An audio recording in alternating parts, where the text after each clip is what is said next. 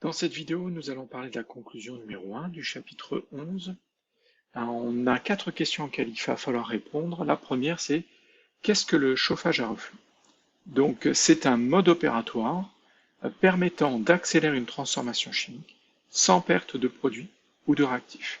Donc, ce montage est important. Vous devez comprendre son fonctionnement et savoir le manipuler et le schématiser et le légender. Donc, c'est un mode opératoire que vous allez retrouver les années suivantes.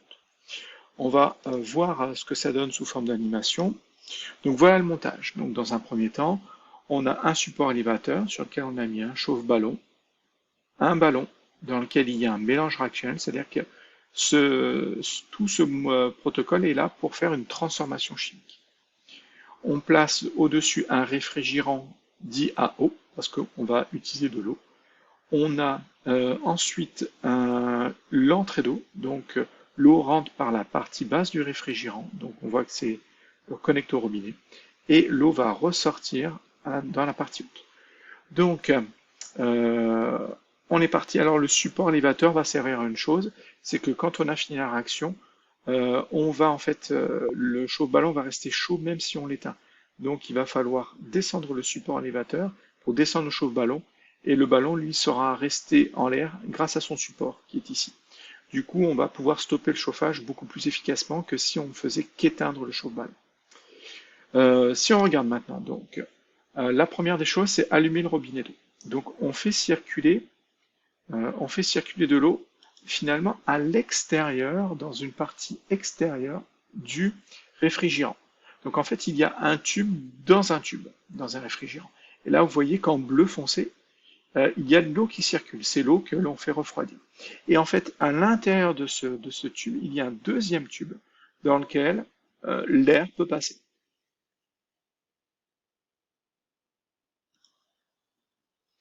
Le principe, c'est que l'eau froide qui circule dans le tube extérieur, en bleu foncé, va en fait refroidir l'air et donc les vapeurs qui vont se retrouver ici. Donc, on commence par allumer le chauffe-ballon. On arrive jusqu'à ébullition. Alors, ce qui est très important, c'est pourquoi on s'amuse à chauffer. Le but, c'est toujours de faire une transformation chimique. Donc, il faut savoir que la plupart des transformations chimiques sont accélérées quand on chauffe. Il y a d'autres facteurs qui peuvent être importants. Par exemple, quand on chauffe, on peut avoir un solide et un liquide qui ne se mélangent pas très bien. En chauffant, on pourra avoir le solide qui se dissout mieux dans le liquide et en fait avoir tout mieux mélangé. Et ça va aussi faciliter la transformation chimique. La première des choses, c'est que lorsque l'on chauffe, normalement, on accélère la réaction chimique, la transformation chimique. Donc, il y a beaucoup de transformations chimiques qui sont lentes, qui peuvent prendre plusieurs heures. En chauffant, on diminue le temps de réaction. Et généralement, en une vingtaine de minutes, on arrive à la fin de la réaction. Donc, on chauffe pour accélérer, mais le problème, c'est que si on met un bouchon sur le ballon et qu'on chauffe, on va avoir des vapeurs qui vont se former, la pression va augmenter à l'intérieur du ballon et ça va exploser. C'est pas terrible, c'est ce qu'on essaie d'éviter. Si on ne met pas de bouchon, eh ben on va avoir ébullition, les vapeurs qui vont se former, comme vous pouvez le voir, et bien ces vapeurs vont partir. Ces vapeurs, ce sont les réactifs et les produits qui sont transformés sous forme de gaz, parce qu'on arrivait à l'ébullition. C'est-à-dire qu'on arrivait à la température où le liquide, où les liquides se transformaient en gaz. Et donc, on va avoir les réactifs qui vont s'échapper dans l'air, on va avoir les produits qui s'échappent dans l'air, et finalement, notre transformation chimique n'aura servi à rien parce qu'on ne récoltera rien du tout. Tout se sera transformé en gaz.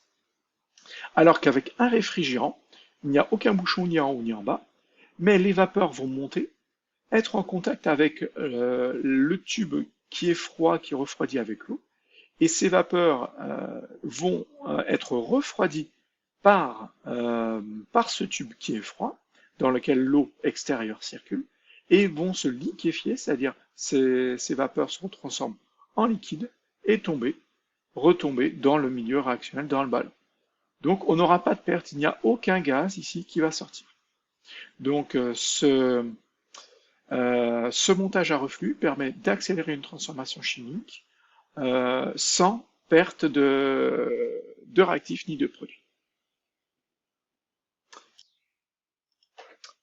Ensuite,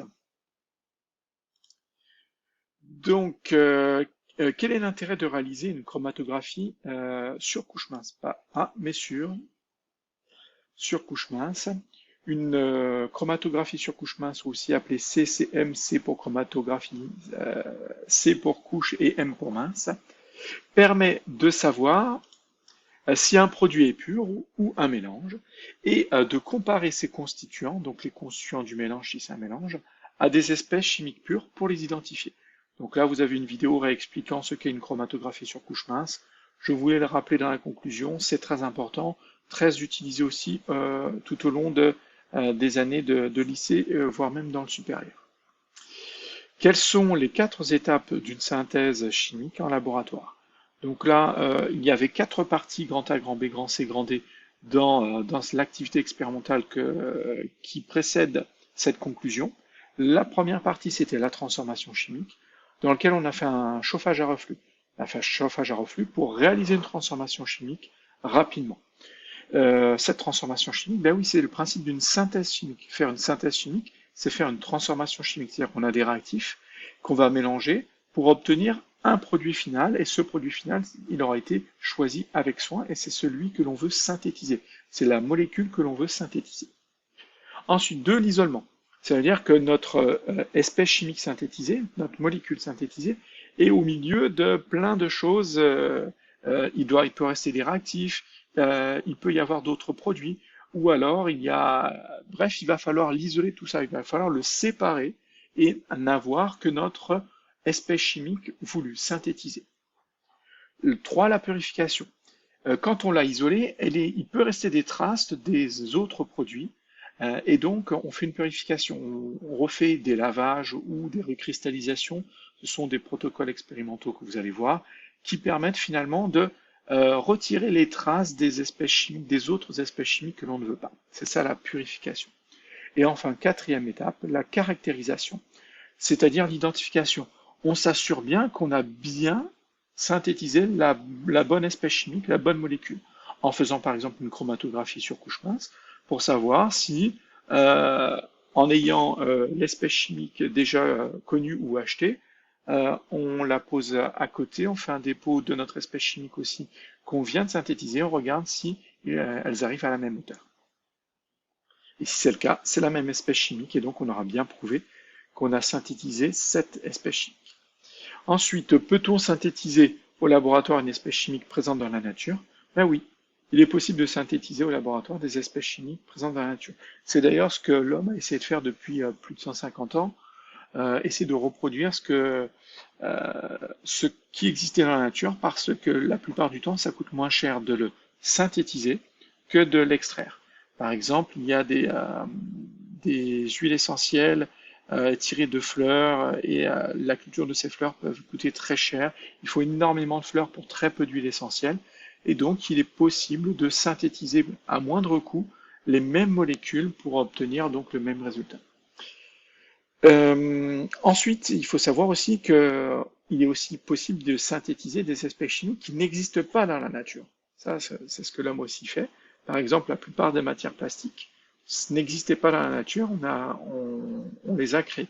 Le gros problème, c'est qu'elles ne sont pas biodégradables et embêtantes.